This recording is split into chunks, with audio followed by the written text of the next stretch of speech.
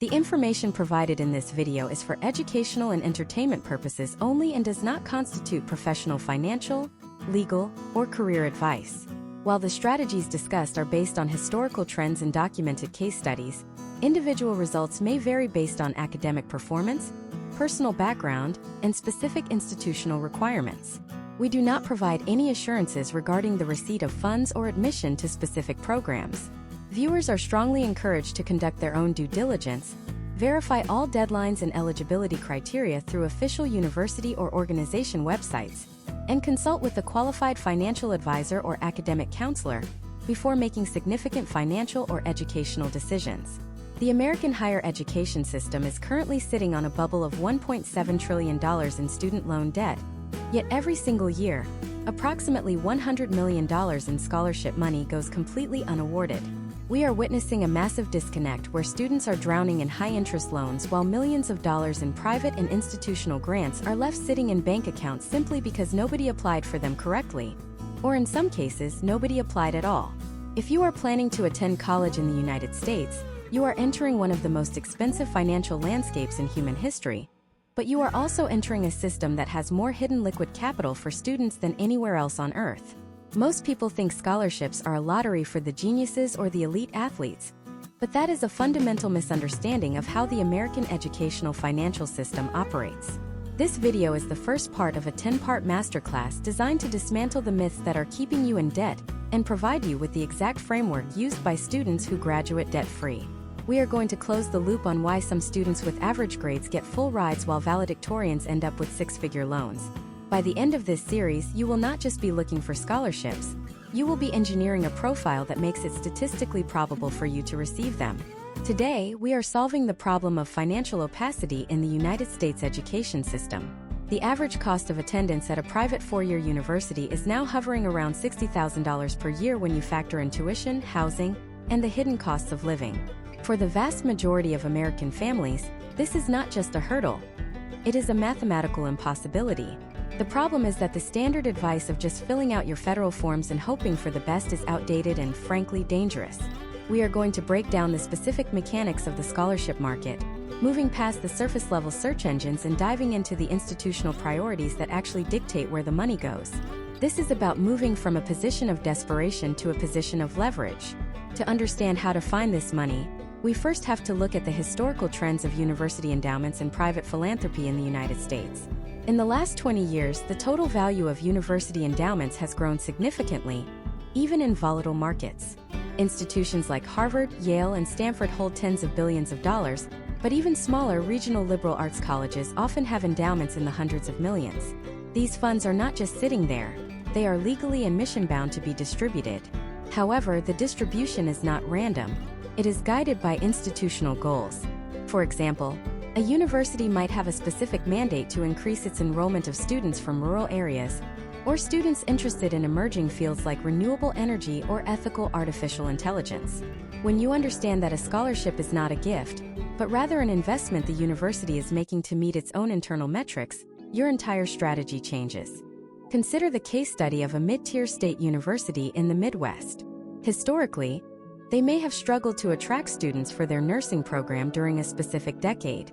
To counter this, they might create a massive internal grant program. A student who applies to that specific program, even with a lower GPA than a pre-med student, has a much higher potential outcome of receiving a full tuition waiver. This is because the university's priority shifted to filling that specific department. Finding scholarships is, at its core, an exercise in data mining and alignment. You are looking for the intersection between what you offer and what an organization or institution is desperate to fund.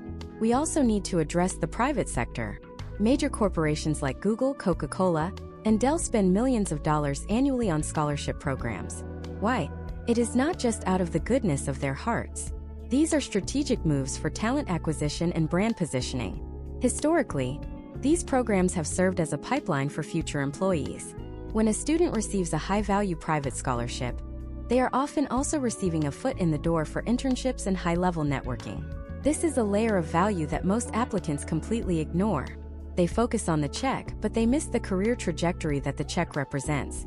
Data shows that the majority of students stop their search after the first page of a search engine, or after looking at the 3 most famous national scholarships. This creates a massive bottleneck at the top. For example, the Gates Scholarship or the Coca-Cola Scholars Program receives tens of thousands of applications for a handful of spots. The statistical likelihood of winning these is low, regardless of how qualified you are.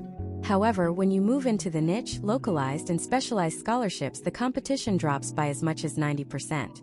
There are local Rotary clubs, Elks Lodges, and community foundations that offer $500 to $5,000 scholarships where the applicant pool is often fewer than 10 people.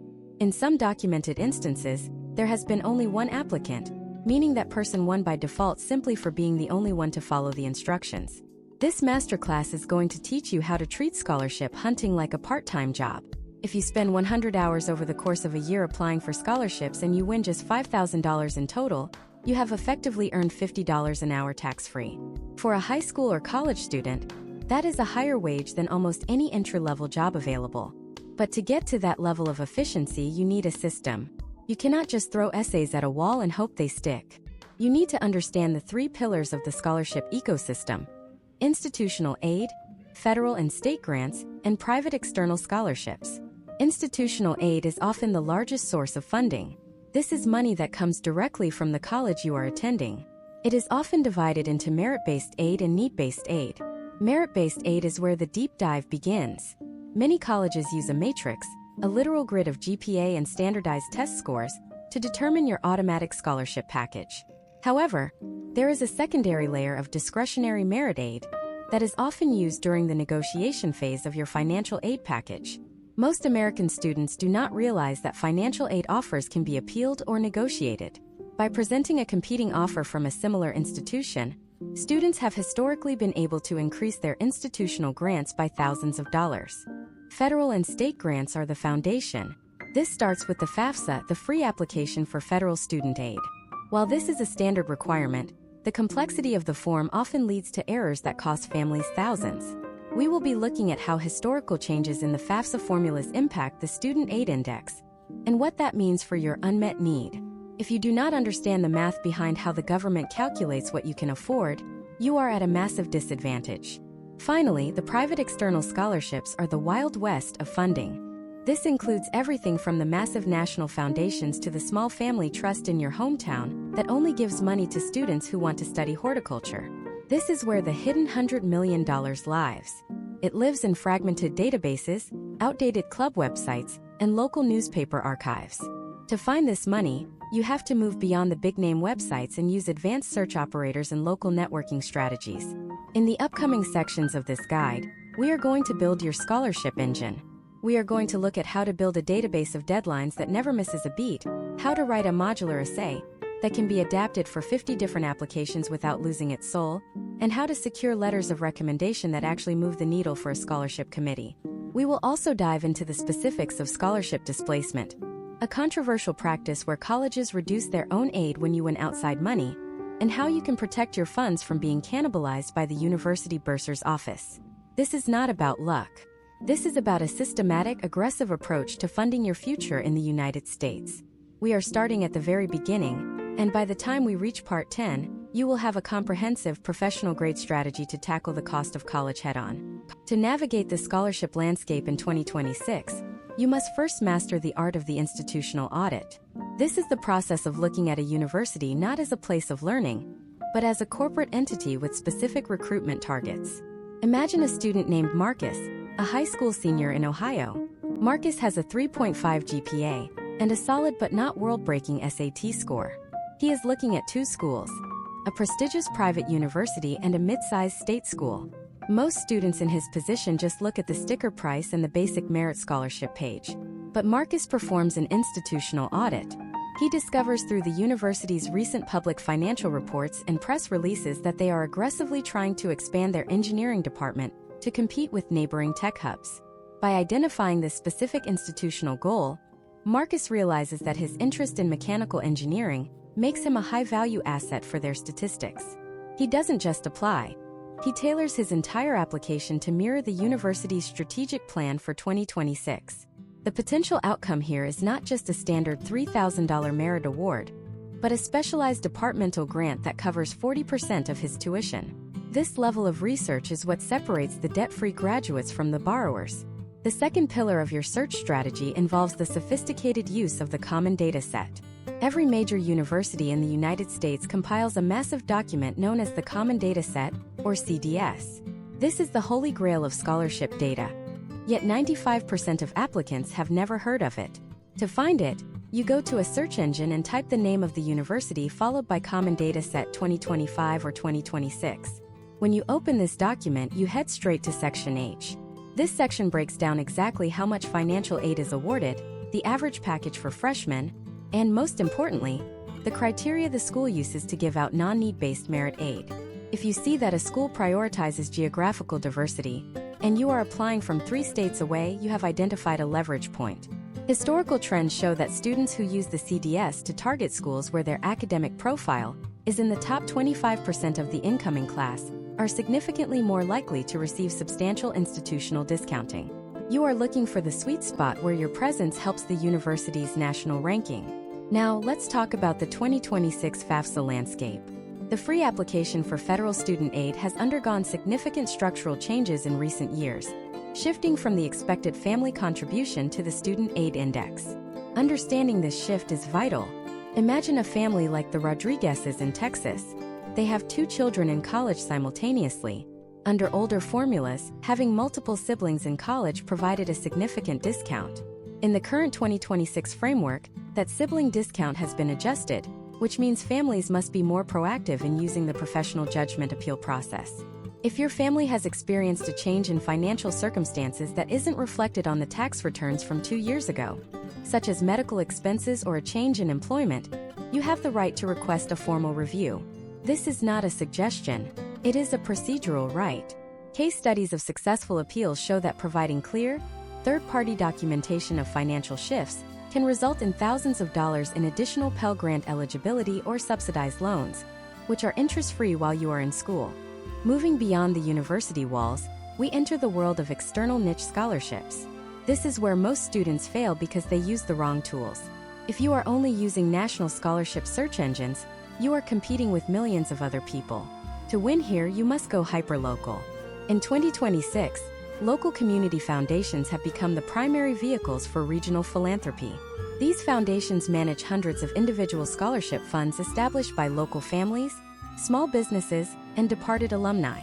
For example, a student in Seattle might find a community foundation that manages a fund specifically for residents of a certain zip code who are the first in their family to attend college. Because the eligibility criteria are so narrow, the applicant pool is tiny. The step-by-step process here is to search for the name of your County Plus Community Foundation scholarship. You will often find a single application that puts you in the running for 20 or 30 different small awards. These $500 and $1,000 awards are the building blocks of a debt-free degree. When you stack 5 of these, you have covered your books, fees, and a significant portion of your room and board. Another high-impact area is the Professional Association Scholarship. Every major industry in the United States, from the American Society of Civil Engineers to the National Association of Black Journalists, has a vested interest in the next generation of talent. In 2026, these organizations are increasingly focusing on diversity in STEM and specialized trades. If you are a student interested in a specific career, you should be looking at the professional associations associated with that career before you even graduate high school. These organizations don't just give money, they provide mentorship. Historically, a student who wins a scholarship from a professional association is also significantly more likely to secure a high-paying internship during their sophomore or junior year. This is a double win. You reduce the cost of your education while simultaneously increasing your post-graduation earning potential. To keep this process organized, you need to build a scholarship CRM, or customer relationship management system. This sounds complex, but it can be as simple as a structured spreadsheet. You need to track the name of the scholarship, the deadline, the specific essay requirements, the number of recommendations needed, and the date you submitted. But here is the professional tip for 2026. Add a column for the mission statement of the awarding body. If you are applying for a scholarship from a local veterans organization, your essay should emphasize service and community. If you are applying for a scholarship from a tech company, it should emphasize innovation and problem solving. Matching your tone to the mission statement is a proven way to increase your standing in the eyes of the review committee. Think about the sheer volume of opportunities within ethnic and heritage-based organizations. In the United States, there are thousands of organizations dedicated to supporting students of specific backgrounds: Italian American, Polish American, Hmong American, and hundreds more. Many of these organizations have seen their applicant numbers drop as students focus solely on digital-first platforms.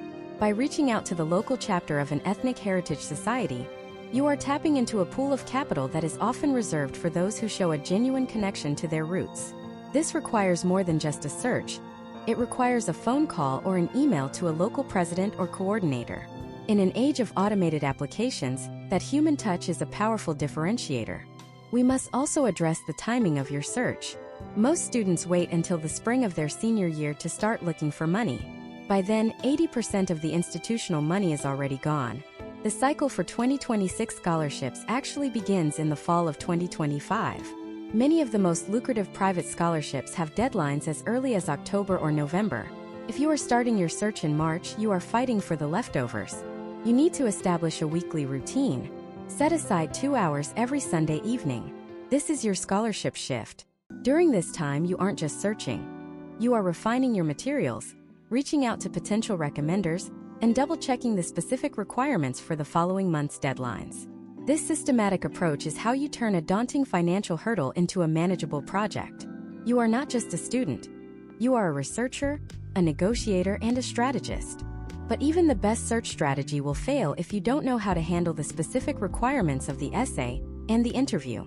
Many students find the money but lose the award because they don't know how to tell their story in a way that resonates with the committee. They write generic essays that get lost in the shuffle.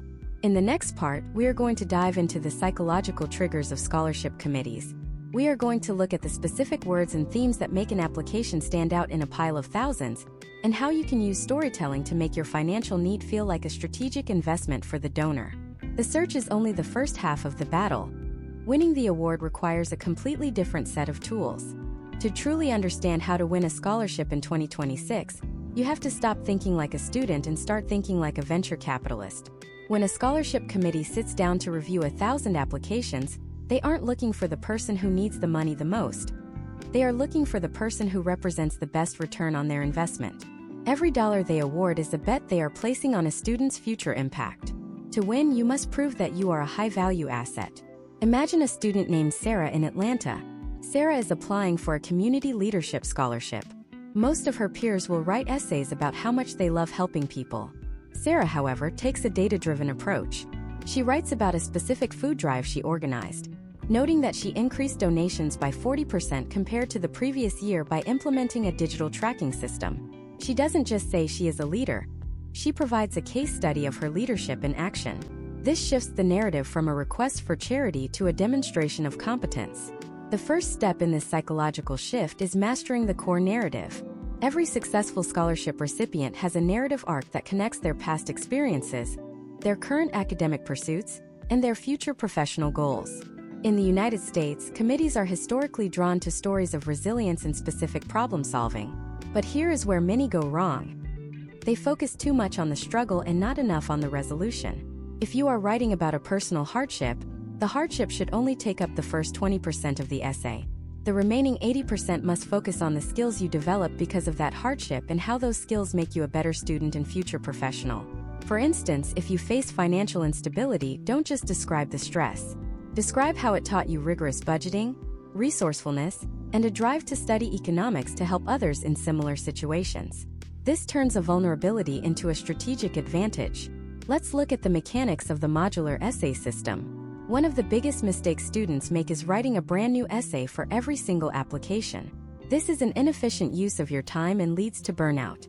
Instead, you should develop 4 high-quality anchor essays that can be adapted for almost any prompt. These anchors are usually the leadership story, the overcoming obstacles story, the academic interest story, and the community service story. In 2026, the most effective essays are those that are hyper-specific. Instead of saying you want to be a doctor to help people, say you want to specialize in rural telemedicine to address the 14% gap in healthcare access in your home county. Use real data, mentioning specific statistics from the U.S. Census Bureau or the Department of Labor shows that you have done your homework and that your goals are grounded in reality. Next, we must address the letters of recommendation. Most students treat this as a last-minute chore, asking a teacher a week before the deadline. This results in generic letters that say things like, "Sarah is a hard worker," and "a pleasure to have in class." In a competitive scholarship environment, a letter like that is essentially a rejection. To get a high-impact recommendation, you must provide your recommender with a brag sheet. This is a one-page document that lists your GPA, your test scores, the specific projects you worked on in their class, and the specific scholarship criteria. If the scholarship emphasizes innovation, you should explicitly remind your teacher about the time you used an unconventional method to solve a physics problem. This allows the teacher to write a letter that is filled with specific anecdotes rather than vague adjectives. Historical trends in admissions and scholarship reviews show that specific anecdotes carry 10 times the weight of general praise. Now, consider the imagine-if scenario regarding your digital footprint. Imagine if a scholarship committee member decides to search your name on a social media platform. In 2026, this is increasingly common. If your public profiles show a lack of professional judgment, it doesn't matter how good your essay is. A professional YouTube scriptwriter or a corporate recruiter will tell you that brand consistency is everything. Your digital presence is part of your scholarship application. You should ensure your LinkedIn profile is updated and reflects the same narrative you are pushing in your essays. If you claim to be passionate about environmental science, your digital footprint should ideally show some engagement with that field. Whether it's sharing articles, participating in forums, or posting about local cleanup events. This creates a sense of authenticity that committees find incredibly persuasive. We also need to talk about the hook in your scholarship essay. The first two sentences are the most important part of your entire application. Committee members are often reading dozens of essays in a single sitting. If you start with, "I am writing this essay to apply for the XYZ scholarship," you have already lost their attention. You need to start in the middle of the action. Compare these two openings. "I have always wanted to be an engineer" versus "The smell of scorched copper filled the garage as I finally bypassed the fried circuit on my 1998 lawnmower." The second opening immediately puts the reader in a specific moment and demonstrates a hands-on passion for the subject. This is how you create an open loop in the reader's mind, making them want to finish the essay to see how your story evolves. The interview process is the final hurdle for many high-value scholarships. In 2026, many of these are conducted via video calls. This requires a specific set of skills. You aren't just being judged on your answers but on your lighting, your background, and your ability to maintain eye contact with the camera lens rather than the screen. One of the most effective techniques for scholarship interviews is the STAR method: situation, task, action, and result. When asked a question like, "Tell us about a time you failed," you describe the specific situation, the task you were trying to achieve, the specific actions you took to rectify the failure, and the ultimate result or lesson learned. This structure ensures your answers are concise, impactful, and data-driven. Another often overlooked aspect is the thank you note. In a digital age, a physical, handwritten thank you note sent to the scholarship committee after an interview can be a massive differentiator. It shows a level of professionalism and social grace that is rare among young applicants. This is about building a relationship, not just asking for a check. Even if you don't win the scholarship this year, that relationship can lead to other opportunities, such as internships or invitations to apply for different funds in the future. But what happens once you actually win? This is where many students get blindsided by a policy called scholarship displacement. This occurs when a university reduces your institutional financial aid because you brought in an outside scholarship. For example, if you win a $2,000 scholarship from a local business, the college might reduce your university grant by $2,000, leaving you with zero net gain. You must research the displacement policies of your chosen schools. Some states, like Maryland and New Jersey, have passed laws to limit this practice, but it is still prevalent in many parts of the country. In the next part, we are going to look at the specific language you can use to negotiate with financial aid offices to ensure your hard-won external scholarships actually lower your out-of-pocket costs, rather than just saving the university money. We will also dive into the tax implications of scholarship funds because yes, in some cases the IRS wants a piece of your award, and you need to know how to protect your funds legally and ethically. The transition from winning the money to actually keeping and using it is a complex process that most guides completely ignore. Now that you have secured those external funds, we have to confront the reality of the American financial aid system. It is designed to balance its own books as much as it is designed to help yours. Scholarship displacement is a practice that feels counterintuitive, but from a university's perspective, it is a way to redistribute aid to other students. However, for you, it can feel like your hard work in finding that $2,000 local award was for nothing. Imagine a student named Jordan in Pennsylvania. Jordan spends months applying for local community grants and wins $5,000. When he receives his updated financial aid package from his university in late July 2026, he notices his university-provided grant has decreased by exactly $5,000. His out-of-pocket cost remains identical. This is the displacement trap. To navigate this, you must be proactive. The first step is to contact the financial aid office before you even report the external scholarship. Ask them specifically about their displacement policy. Historical trends suggest that many universities will first apply external scholarships to your unmet need, the gap between what the school costs and what your financial aid package covers. If that gap is filled, they might then apply the money to reduce your student loans or your work-study requirement. This is the outcome you want. You want the external money to replace debt, not gift aid. When you speak to a financial aid officer, you should use precise language. Instead of asking for more money, ask if the external scholarship can be used to replace the self-help portion of your financial aid package. Self-help refers to loans and work study. Case studies have shown that students who explicitly request that their external awards be used to reduce their unsubsidized loans often find the university more willing to comply than if the student simply asks to keep the grant. If the university insists on reducing your grant aid, you can ask for a professional judgment review based on increased educational expenses. Perhaps you need a specific high-end laptop for your engineering major, or your off-campus housing is more expensive than the university's standard cost of attendance estimate. By documenting these increased costs, you can effectively increase your total cost of attendance on paper, creating more room for those external scholarships to sit without triggering a reduction in university aid. Beyond displacement, we have to navigate the often misunderstood world of scholarship taxation. In the United States, the Internal Revenue Service has very specific rules about what constitutes taxable income when it comes to education.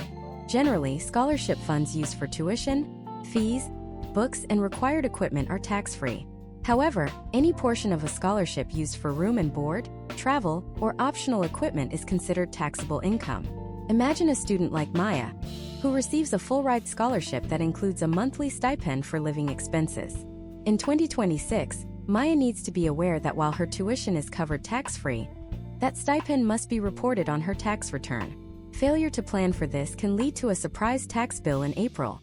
It is a common historical trend for high-value scholarship winners to set aside 15 to 20% of their room and board-related funds in a high-yield savings account to ensure they have the liquidity to cover potential tax liabilities. Always keep every single receipt for books and required supplies. In an audit, these receipts are your primary defense to prove that those funds were used for qualified educational expenses.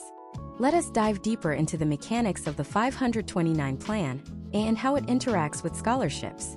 Many American families use 529 college savings plans, but there is a persistent myth that if you win a scholarship, you lose the money in your 529 or have to pay a penalty to get it out. This is not the case.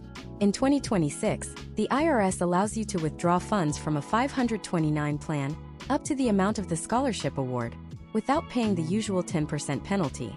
You will still pay income tax on the earnings portion of that withdrawal, but the penalty is waived.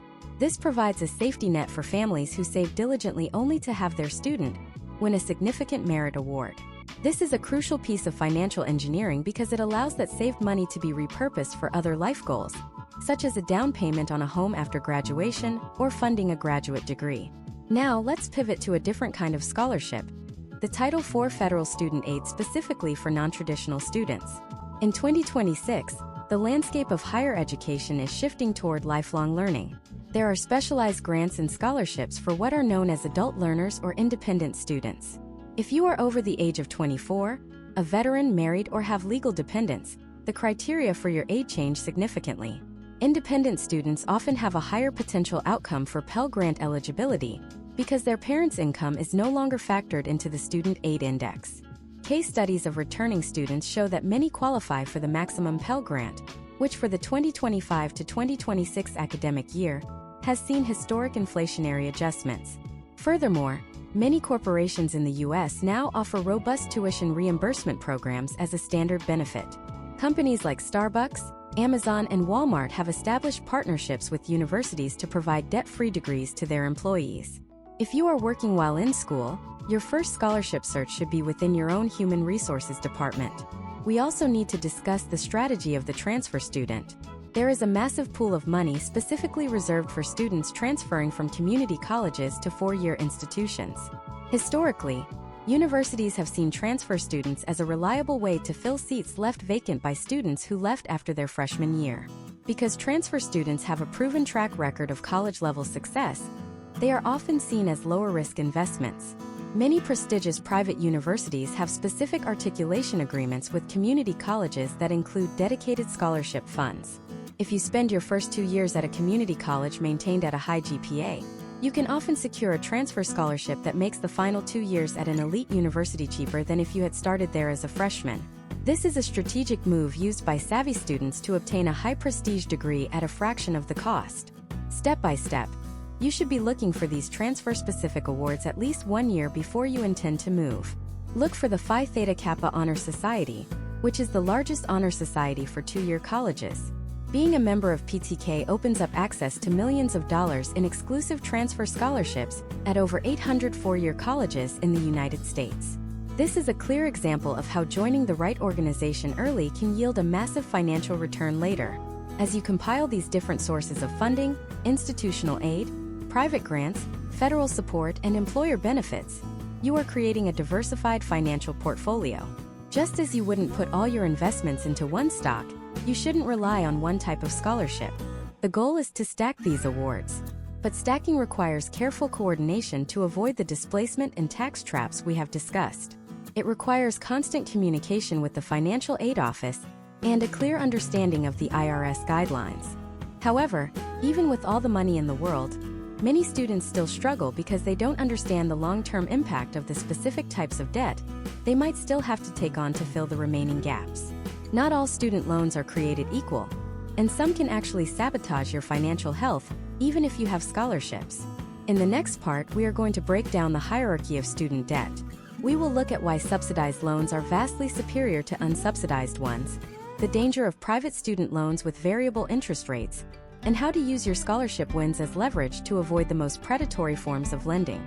We are moving from finding the money to masterfully managing the remaining balance, ensuring that your graduation day is the start of your financial freedom, not the beginning of a 40-year debt sentence. To manage the remaining balance of your education cost in 2026, you must understand that not all money is created equal. Even after you have exhausted every scholarship search and maximized your institutional aid, most American students are still left with a gap. How you fill that gap determines whether your degree is a launchpad or a lead weight.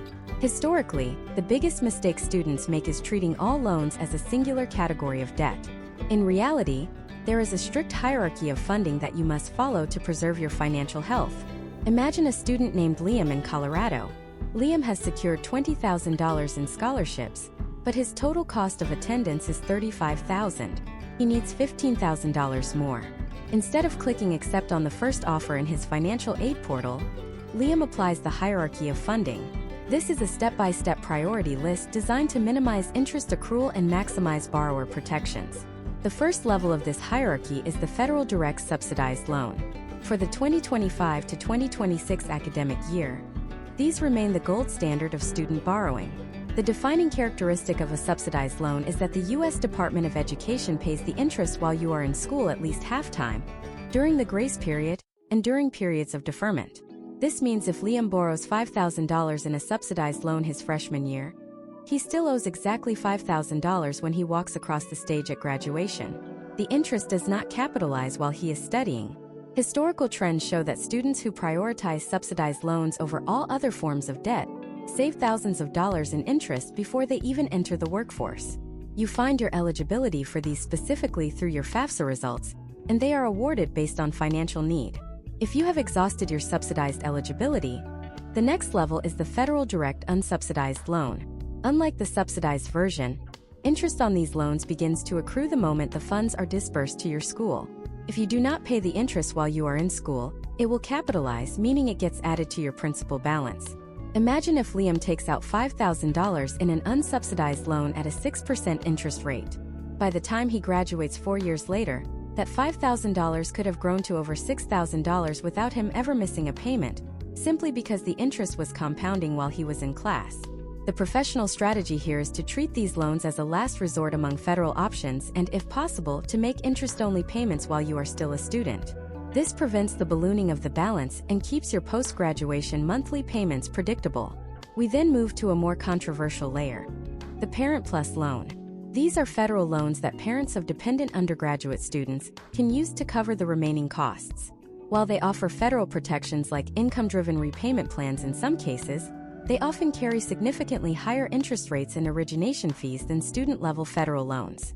In 2026, the origination fee on a PLUS loan can be as high as 4%, which is essentially an upfront tax on your debt. A case study of a family in Virginia showed that by taking out $40,000 in PLUS loans over 4 years, they effectively paid $1,600 in fees alone before a single cent of interest was even calculated. Before your parents sign for a PLUS loan, you must exhaust every other scholarship and work-study option. This leads us to the most dangerous territory: private student loans. These are offered by banks, credit unions, and online lenders. Historically, private loans are the primary driver of student debt crises because they often lack the safety nets of federal loans. They do not offer subsidized interest, they rarely provide robust deferment or forbearance options if you lose your job, and they almost never qualify for federal forgiveness programs. In a 2026 economic environment where interest rates can be volatile, a private loan with a variable interest rate is a high-risk move. If the market shifts, your monthly payment could jump by hundreds of dollars with very little notice. If you find yourself looking at private lenders, you must compare the annual percentage rate, or APR, very carefully and realize that the lowest advertised rates are typically reserved for borrowers with a cosigner who has an exceptional credit score. Now, let's integrate your scholarship strategy back into this debt management. One of the most effective ways to use scholarships is to target the most expensive debt first. If you win a $1,000 scholarship in the middle of your sophomore year, don't just let it sit in a checking account. If your school allows it, use that money to reduce the principal on your highest interest unsubsidized loan. This is a form of reverse engineering your debt. By reducing the principal early, you are preventing years of interest from compounding on that $1,000. This is how savvy students in 2026 are using small wins to create massive long-term financial shifts. Imagine if you could turn your work-study position into a scholarship-generating machine. Work-study is a federal program that provides funds for part-time employment for students with financial need. However, many students take the easiest job available, like sitting at a gym desk. The masterclass approach is to find a work-study job that aligns with your major or a specific professional association. For example, if you are a biology major, working as a lab assistant not only pays your hourly wage, but also puts you in direct contact with professors who sit on departmental scholarship committees. Case studies show that students who build these internal relationships are significantly more likely to be tapped for discretionary grants and research stipends that are never even advertised on the university's main website. You are getting paid to network for more money. We must also address the concept of the gap year or the deferral strategy. If your financial aid package and scholarship total still leave you with a gap that requires heavy private lending, you have to be brave enough to ask if this is the right year to start. In the United States, most universities allow you to defer your admission for 1 year. During that year, you can work full-time, live at home to minimize expenses, and spend 40 hours a week applying for the external scholarships you missed the first time around. Historically, students who take a strategic gap year to build a financial cushion graduate with significantly less stress and a much higher potential outcome for career flexibility. It is better to start a year late with a funded plan than to start on time with a financial ticking clock. To keep all of this in check, you need to calculate your debt-to-income ratio before you even finish your freshman year. A general rule of thumb used by financial counselors is that you should not borrow more in total student loans than you expect to earn in your first year after graduation. If you are going into a field with an average starting salary of $50,000, but your 4-year projection shows you borrowing $80,000, you have a structural financial problem that scholarships alone might not fix. This is where you have to look at changing your path, perhaps attending a community college for 2 years or choosing a lower-cost state institution. Managing the balance is about more than just numbers. It is about protecting your future self from the decisions of your current self. Every dollar you don't borrow today is roughly $2 you don't have to earn and pay back tomorrow when you account for interest and taxes. This mastery over the remaining balance is what separates the people who just go to college from the people who use college as a tool for wealth building. But finding the money and managing the debt is still only part of the equation. You also have to deal with the administrative hurdles and the fine print that can snatch that money away at the last second. In the next part, we are going to look at the scholarship maintenance phase. We will dive into the specific GPA requirements, credit hour minimums, and satisfactory academic progress rules that you must follow to keep your scholarships for all 4 years. Many students lose their funding after their first semester because they didn't read the fine print. We are going to make sure that doesn't happen to you. To understand the scholarship maintenance phase, you must realize that winning the award is only the first half of the contract. In the United States, most institutional and private scholarships are renewable, but they come with strings attached that are often buried in the fine print of your award letter. In 2026, universities are under increasing pressure to maintain high graduation rates, and they use scholarship requirements as a tool to ensure students stay on track. If you do not meet these specific metrics, the potential outcome is the immediate loss of your funding, often leaving you with a massive bill mid-semester. Imagine a student named Alex at a large public university in Florida. Alex won a prestigious merit scholarship that covers 75% of his tuition. In his first semester, he decides to take a heavy course load in engineering. He struggles with one specific calculus class and ends the semester with a 2.9 GPA. When he checks his student portal in January 2026, he finds that his scholarship has been suspended because the renewal requirement was a 3.0 cumulative GPA. Alex's story is a common historical trend among freshmen who focus entirely on the hunt and ignore the maintenance. The first step in scholarship maintenance is identifying your satisfactory academic progress, or SAP requirements. SAP is a federal standard that also applies to most institutional aid. It typically consists of 3 components: your cumulative GPA, your completion rate, and your maximum time frame. Most scholarships require a minimum GPA, often ranging from a 2.5 to a 3.5. However, the completion rate is where many students get tripped up. This is the percentage of classes you pass compared to the classes you attempt. If you enroll in 15 credit hours but drop 2 classes after the add-drop deadline, your completion rate drops. If it falls below the 67% threshold required by many federal and state programs, you risk losing not just your scholarships, but your Pell Grant and federal loans as well. You must treat your course registration as a high-stakes financial negotiation. Before you drop a class or change your major, you must consult with the financial aid officer to see how that decision impacts your specific scholarship contracts. Step by step, you should create a scholarship compliance folder. In this folder, you should keep the original award letters for every single dollar you receive. These letters outline the renewal criteria. Some scholarships require you to remain a full-time student, usually defined as 12 or 15 credit hours per semester. Others might require you to stay within a specific major. If you won a scholarship for nursing but decide to switch to psychology, that money may not follow you. In 2026, we are seeing an increase in departmental scholarships that are strictly tied to a student's declared track. If you are considering a change in your academic path, you need to calculate the financial cost of that change. Case studies of students who switched majors late in their sophomore year show that many lost up to $5,000 in specialized departmental funding, effectively increasing the cost of their degree by $20,000 over the final 2 years. Another critical aspect of maintenance is the annual reapplication process. Many students mistakenly believe that once they have their scholarships, they are set for 4 years. While some awards are automatically renewed, many private and community-based scholarships require you to submit an updated transcript and a brief essay every single year to prove you are still meeting their mission. Imagine if you miss a deadline for a local $2,000 scholarship simply because you didn't check your personal email during finals week. To avoid this, you should set recurring calendar alerts for the anniversary of every award you win. In 2026, the use of automated scholarship management systems by donors means deadlines are often rigid. If the portal closes at midnight on June 1st, there is rarely a human on the other end who can override a late submission. We also have to discuss the community service or participation requirement. Many high-value scholarships, such as the Bonner Scholars or various leadership awards, require a specific number of service hours per semester. In the United States, these programs are designed to build a cohort of engaged citizens. If you fail to log your hours or miss the mandatory monthly meetings, your funding can be revoked. You should treat these requirements with the same level of seriousness as a core academic class. Historically, students who integrate their service hours into their weekly schedule, rather than trying to cram 80 hours of community service into the final 2 weeks of the semester, are much more likely to maintain their funding and build the professional networks that lead to post-graduation employment.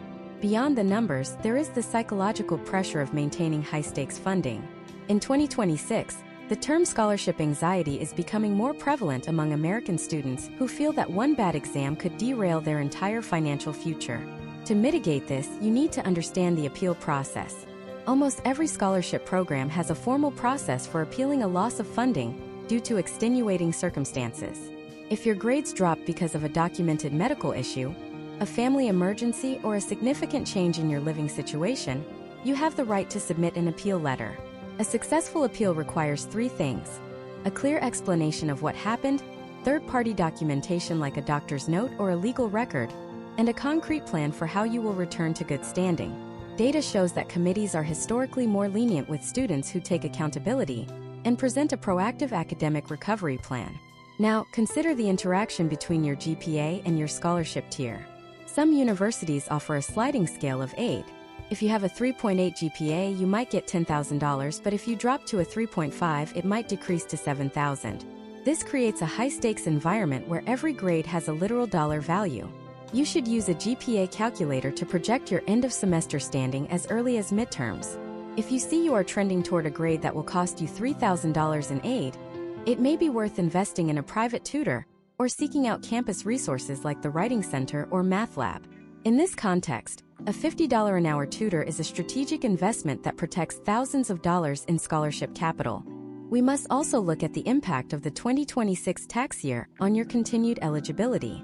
If you receive a large windfall, perhaps from a summer internship or a part-time job, this could impact your need-based aid in the following year.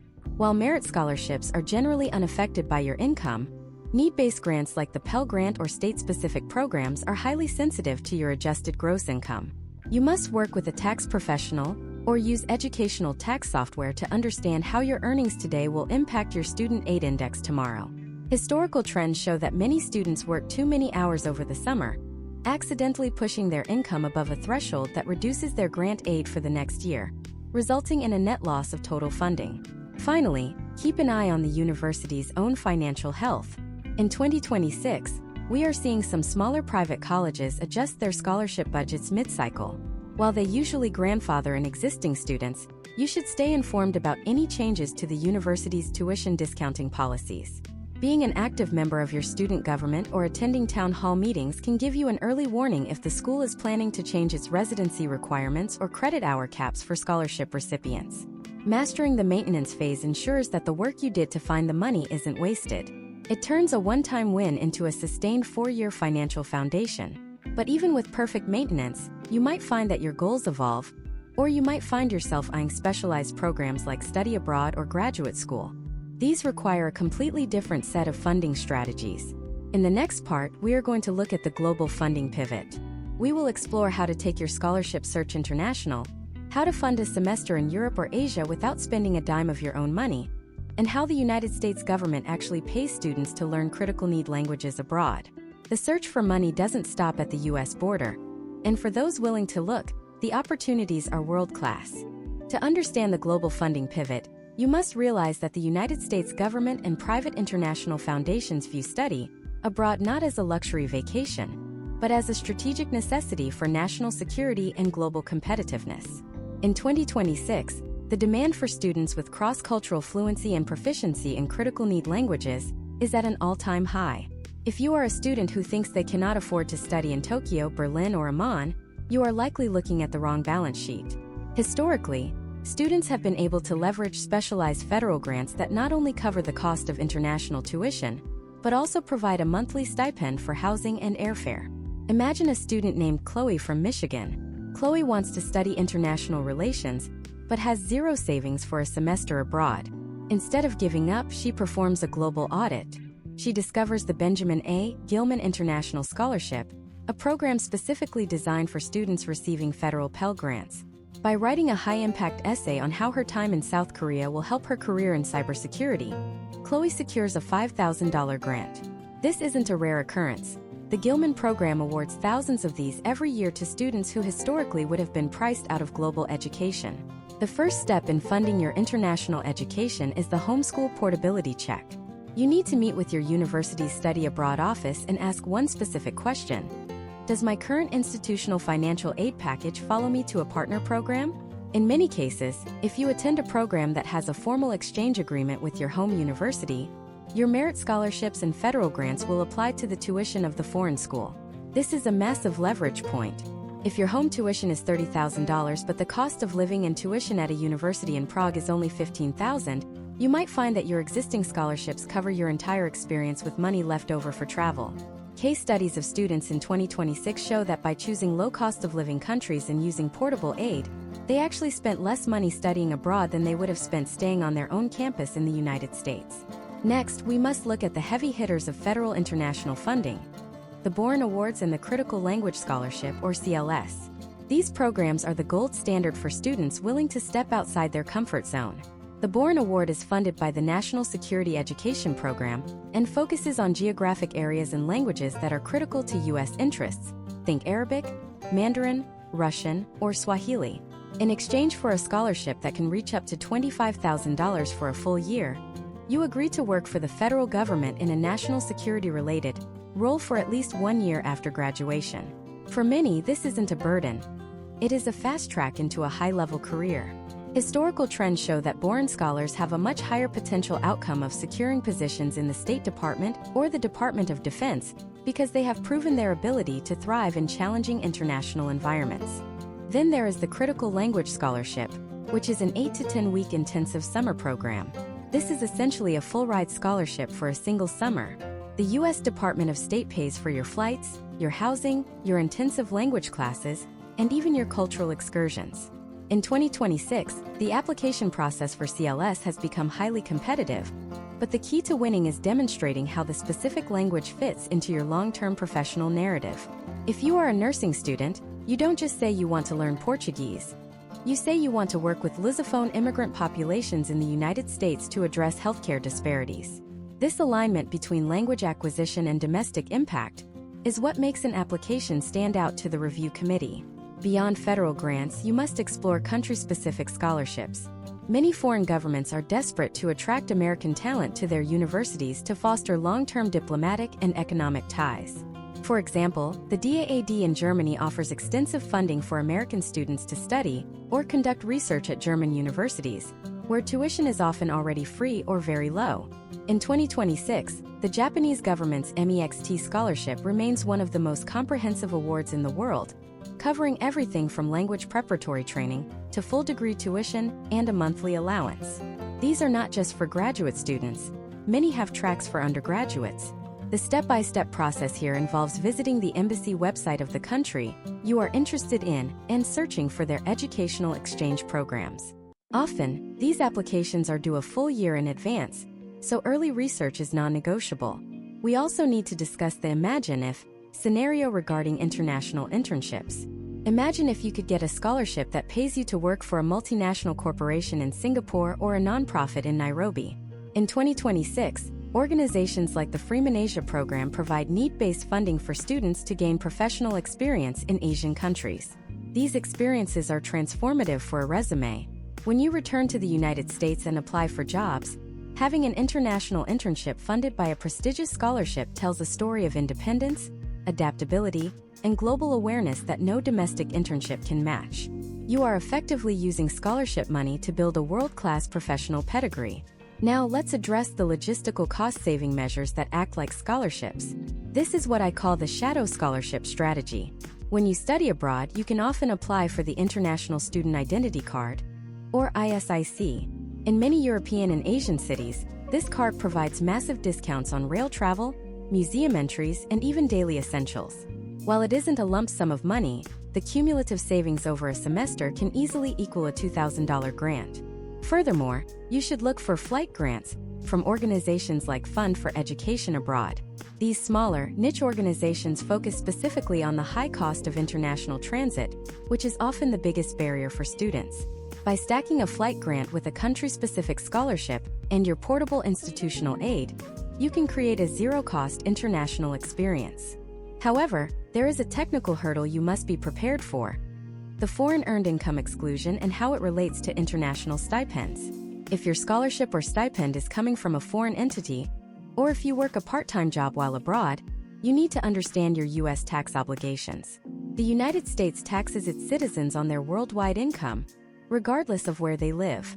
In 2026, you must keep meticulous records of any funds received from foreign sources. While most students will fall under the exclusion limit, failure to file the appropriate forms can lead to complications with your FAFSA eligibility for the following year.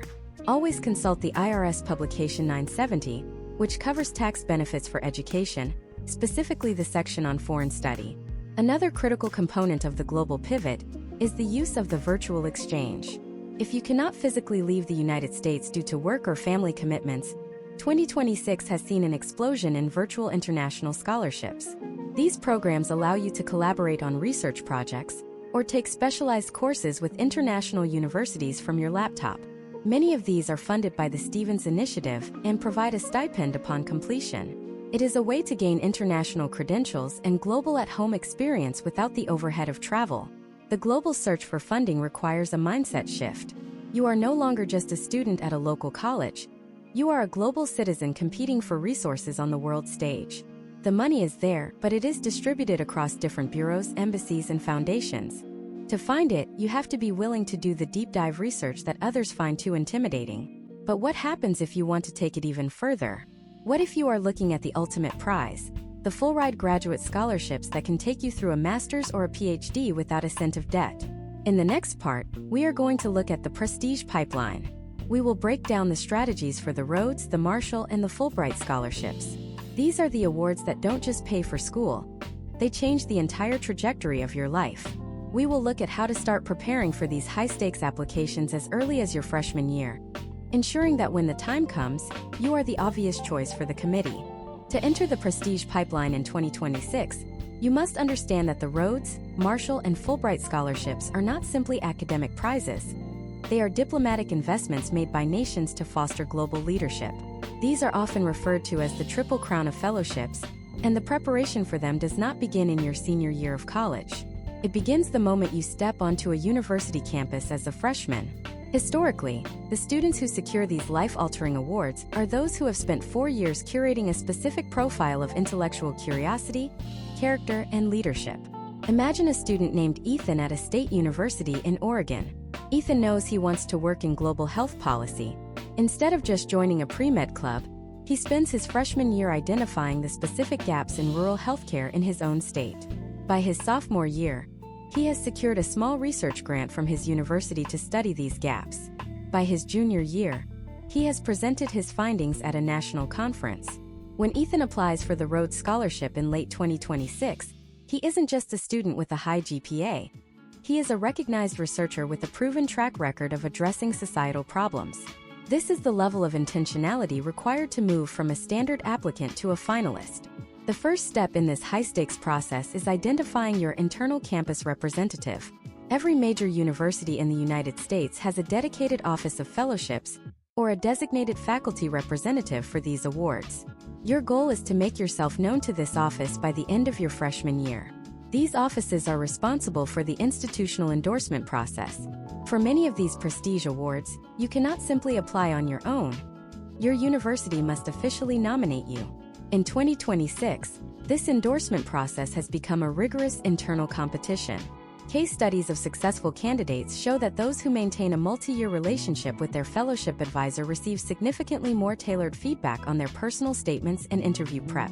You want these advisors to know your name, your goals, and your specific narrative long before the official application window opens. Let's break down the Fulbright program, which is perhaps the most accessible of the prestige awards due to its sheer scale. In 2026, the Fulbright U.S. student program offers over 2,000 grants annually for students to study, conduct research, or teach English in over 140 countries. There are 2 primary tracks: the English Teaching Assistantship, or ETA, and the Study/Research Award. The ETA is ideal for students who want to engage deeply with a community and have an interest in education, while the Study/Research Award is for those with a specific project they want to execute abroad. To win a Fulbright, your project proposal must be feasible and culturally relevant. You cannot just say you want to study art in Italy. You must identify a specific archive or a specific professor at an Italian university who has agreed to host you. This requires reaching out across borders months in advance. Historical trends in Fulbright selection emphasize mutual exchange. Your application should not just focus on what you will get from the country, but what you will contribute to the local community as a representative of the United States. Then there is the Rhodes Scholarship, the oldest and perhaps most famous international fellowship. It covers 2 to 3 years of study at the University of Oxford.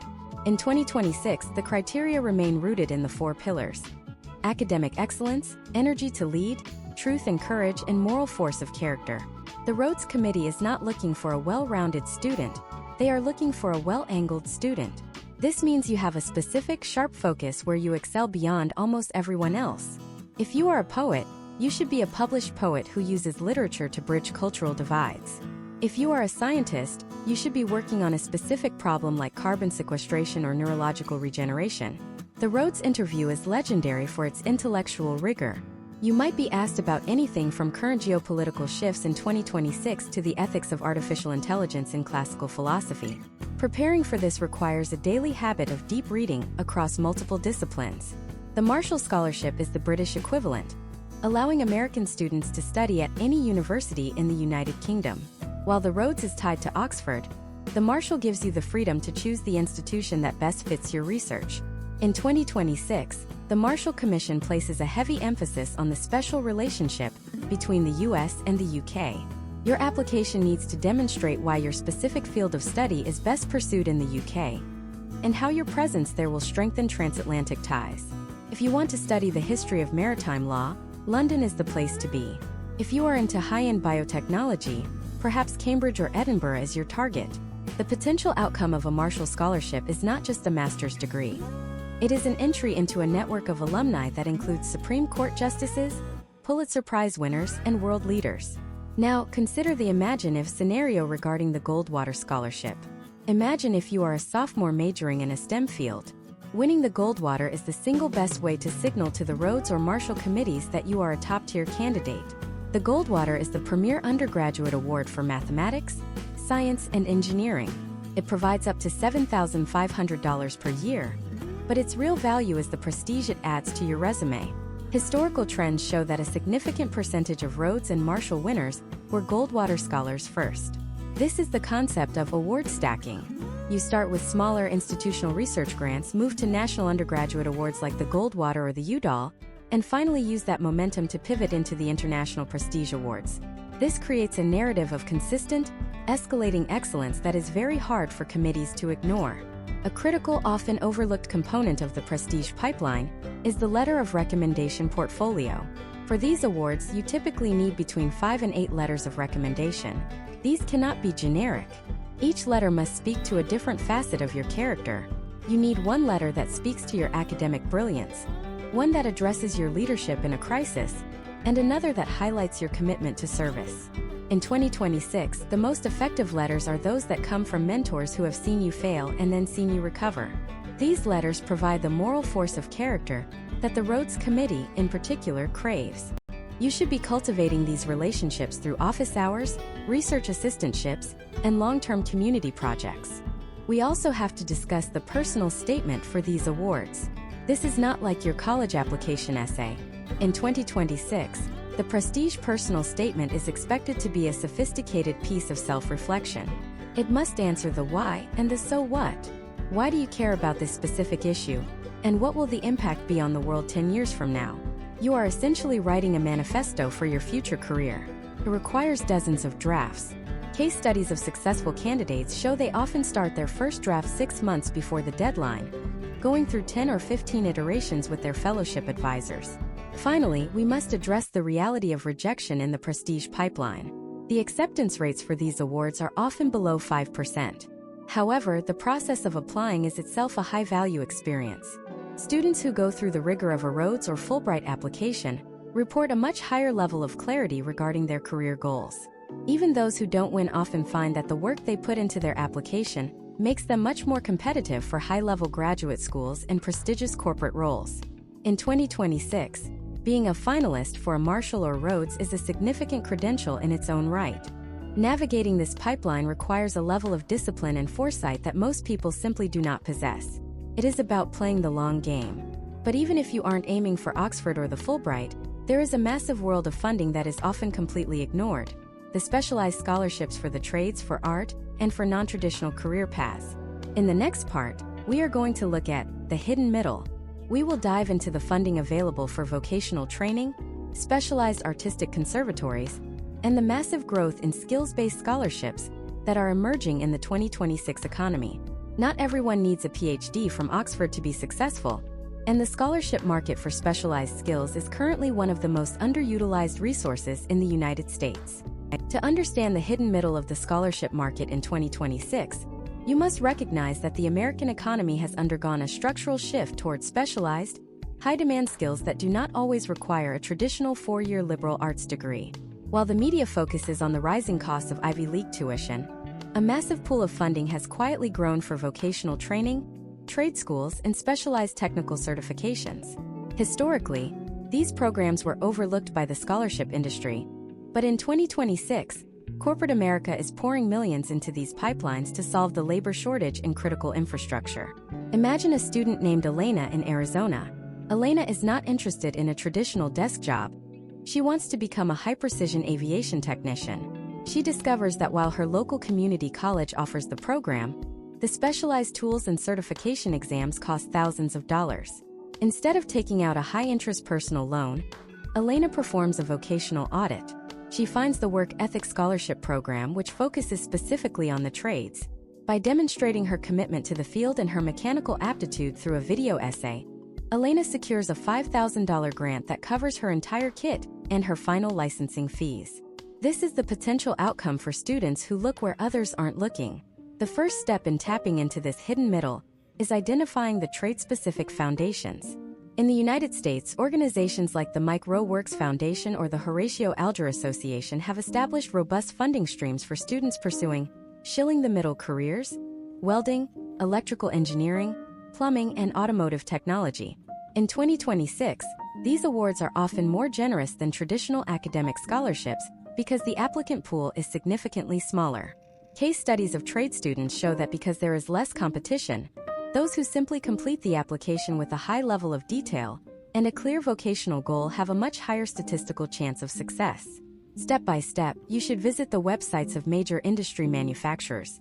For example, companies like Caterpillar, John Deere, and Snap-on Tools offer specialized scholarships for students training to use and repair their equipment. These are often coupled with guaranteed interview opportunities upon graduation, creating a direct path to a high-paying career. Now, consider the artistic and creative sector. For students in the performing or visual arts, the scholarship search in 2026 is no longer just about talent. It is about portfolio strategy. The Scholastic Art and Writing Awards remain a primary gateway, but the real money often hides in niche conservatories and private foundations like the Young Arts program. To win here, you need to understand the commercial pivot. While your art might be deeply personal, your scholarship application must show how your art interacts with the world. If you are a graphic designer, don't just show your sketches. Show how you used your skills to help a local nonprofit rebrand, or how you use digital tools to create a social awareness campaign. In the 2026 creative economy, donors want to fund artists who understand the intersection of creativity and utility. Historical trends suggest that committees are increasingly favoring artists who can articulate the social or economic impact of their work. We must also address the explosion of skills-based scholarships in the tech sector. In 2026, traditional computer science degrees are being supplemented or even replaced by intensive bootcamp certifications in areas like cybersecurity, ethical AI, and cloud architecture. Many of these programs have internal scholarship funds specifically for women in tech, underrepresented minorities, and veterans. Companies like Google, Amazon, and Microsoft offer career certificate scholarships that are often managed through third-party platforms. The potential outcome here is a 6-month training period that leads directly to a median starting salary of $70,000, all funded by a private grant. To find these, you should look for the social impact or responsibility section of major tech company websites. These programs are designed to diversify the tech talent pool, and they often have rolling deadlines, meaning you can apply at any time of the year. Then there is the middle-class gap strategy. This is for the students who come from families that earn too much to qualify for the Pell Grant, but not enough to write a check for $60,000 a year. In the United States, this is the largest group of students, and they are often the ones who take on the most debt. In 2026, the strategy for this group is the regional pivot. Many states have realized that they are losing their middle-class talent to other regions, so they have created brain gain scholarships. For example, some states offer full tuition grants to middle-income students who agree to stay and work in the state for 4 years after graduation. This is essentially a domestic version of the Boren Award. By staying local, you can leverage your family's residency to secure funding that isn't available to out-of-state students. You find these by searching for your state's Department of Higher Education and looking for merit-based residency grants. Imagine if you could get a scholarship just for being unique.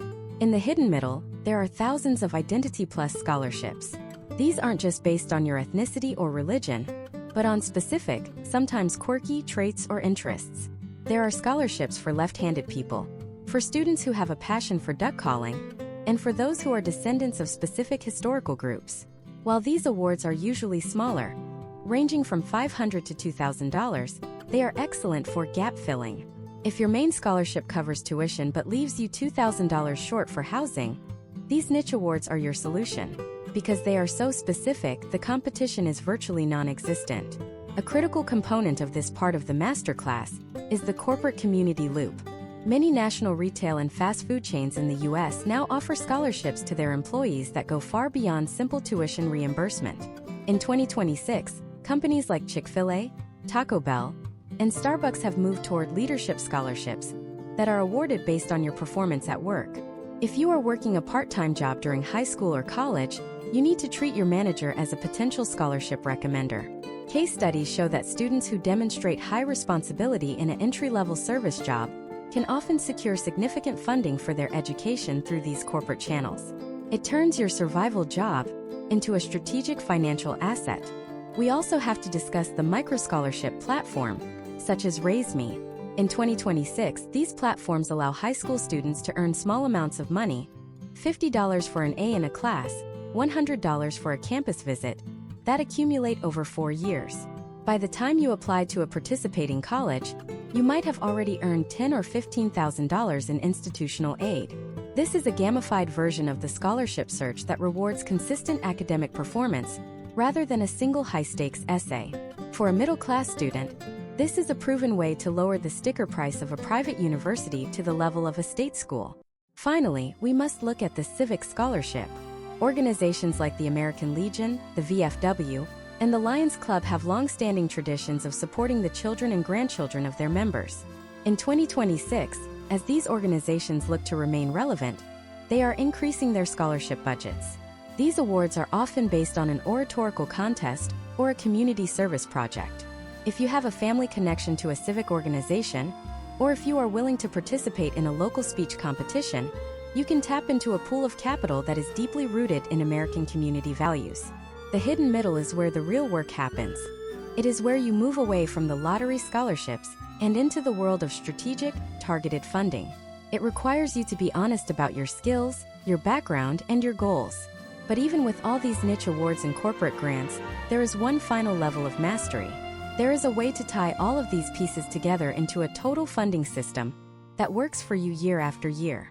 In the final part of this masterclass, we are going to look at the 1% scholarship mindset.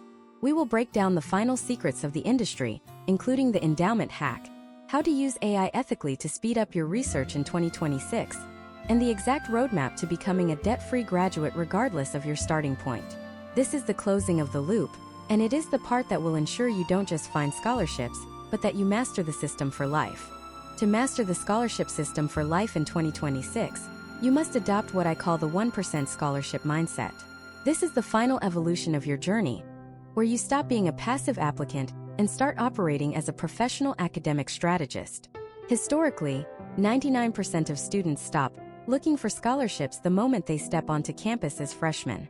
They assume the financial aid package they received in April of their senior year is a static, unchangeable document. The 1% mindset realizes that a university is a dynamic financial entity with hundreds of millions of dollars in restricted endowment funds that are often only available to students who are already enrolled. Imagine a student named Carlos at a university in Chicago. Carlos did not receive a full ride as a freshman. However, once he was on campus, he performed an endowment hack. He spent 3 days in the university library looking through the archives of named scholarships, funds established decades ago, by alumni with highly specific criteria. He found an endowment specifically for students of Central American descent who are majoring in urban planning and maintaining a 3.4 GPA. Because this fund was not advertised on the main admissions page, there were only 2 other applicants. Carlos secured an additional $8,000 for his sophomore year simply by knowing where the internal money was hidden. The first step in the endowment hack is visiting your department head, not the financial aid office. In 2026, financial aid offices handle the broad, university-wide funds, but the real surgical strikes happen at the departmental level. Every academic department, from philosophy to physics, has its own discretionary fund. These are often used to retain high-performing students who are at risk of leaving due to financial gaps. Step by step, you should schedule a meeting with your department's administrative coordinator. Ask for a list of departmental awards and the specific application dates. In many cases, these awards are granted based on faculty recommendations. By being the student who consistently engages in class and assists with research, you are effectively auditioning for these invisible scholarships every single day. Now, let us address the elephant in the room for 2026: artificial intelligence. To be a top-tier scholarship hunter today, you must use AI ethically and strategically. The 1% scholarship mindset involves using large language models as research assistants, not as ghostwriters. You can use AI to scan thousands of scholarship descriptions to find the ones that perfectly match your specific data points. For example, you can input your transcript, your list of extracurriculars, and your geographic background, and ask the AI to identify the lowest competition scholarships based on historical applicant density. However, when it comes to the essay, the 1% strategist knows that AI-generated text is often disqualified by modern detection software used by major foundations. The case study of a scholarship committee in 2025 showed that they could identify AI-written essays with 98% accuracy due to a lack of specific human sensory details. You use AI to build the outline and find the data, but you use your own human voice to provide the soul. This hybrid approach allows you to apply for 10 times as many scholarships in the same amount of time without sacrificing quality. Next is the concept of the scholarship negotiation. In the United States, your financial aid award is a starting offer, not a final contract. In 2026, as universities face a demographic cliff, with fewer students overall, your leverage as a high-performing student has never been higher.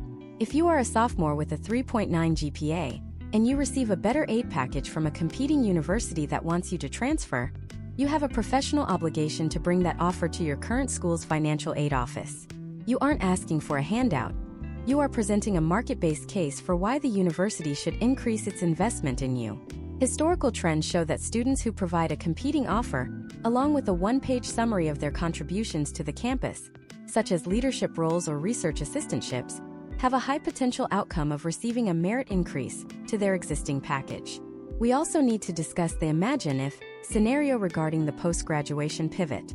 Imagine if you could graduate with a zero-balance student loan account and a $10,000 head start in a high-yield savings account. This is possible through overfunding. In the United States, if your total scholarship and grant amount exceeds your tuition and fees, the university issues you a refund check. While many students use this money for lifestyle inflation, the 1% strategist treats it as a capital injection. In 2026, with the rising costs of postgraduate certifications and the professional moves required in the AI-driven economy, having that liquid capital allows you to invest in yourself immediately upon graduation. You could fund a coding boot camp, a specialized medical certification, or the startup costs of a freelance business. You are effectively using your academic performance to fund your professional launch. To maintain this system, you must implement the 4-year maintenance loop. Every January, you should perform a financial health audit. This involves 4 specific tasks. First, update your FAFSA the day it opens to ensure you are first in line for state-level first-come, first-served grants. Second, refresh your brag sheet with the previous semester's accomplishments. Third, Reach out to your 3 most consistent recommenders and give them an update on your progress. This keeps the relationship warm for future applications. 4th, search for late-stage scholarships. These are awards specifically for juniors and seniors who have proven they can handle the rigors of college. Many students forget that as you get closer to graduation, the pool of available money actually shifts from potential-based to achievement-based. If you have a high GPA and a solid internship by your junior year, you are an extremely low-risk investment for a donor. Let's look at a case study of a 2026 graduate named Marcus in Virginia. Marcus started with a $5,000 gap in his freshman year. By his senior year, through a combination of local civic awards, departmental grants, and 2 successful financial aid appeals, he was receiving a $3,000 refund check every semester. He didn't have a 4.0 GPA, and he wasn't a varsity athlete. He simply treated the scholarship hunt as a recurring part-time job that paid him $60 an hour in tax-free earnings. Marcus's success was not a result of luck, it was a result of the scholarship engine he built in his first semester. The final piece of the 1% mindset is social capital. In the 2026 American landscape, who you know is often the filter for how much you get. Join the Honors Society. Join the Professional Association for your major. These organizations have their own internal scholarships that are never listed on search engines. They are essentially closed-loop funds available only to members. By paying a $50 membership fee to a professional society, you might gain access to a $5,000 exclusive scholarship. This is the highest return on investment you will ever find. As we close this 10-part masterclass, you now have the complete roadmap. You know how to find the money, how to tell your story in a way that triggers an emotional response in a committee, how to navigate the tax and displacement traps, and how to use modern tools to scale your efforts. The United States education system is expensive, yes, but it is also a system of unprecedented opportunity for those who understand the mechanics of the shadow market of funding. You have moved from a position of financial uncertainty to a position of strategic power. You are no longer just a student. You are a funded scholar, an academic entrepreneur, and a future leader who will enter the workforce without the burden of debt. This journey doesn't end here. The landscape of higher education is constantly evolving, with new legislative changes and economic shifts occurring every year. But the principles of alignment, storytelling, and aggressive research remain constant. Your next step is to take the very first task we discussed in Part 1. Open that spreadsheet, perform your first institutional audit, and find that first anchor scholarship. The $100 million in unawarded money is waiting, but it won't find you. You have to go and claim it. Your debt-free future isn't a dream. It is a mathematical outcome of the work you start today.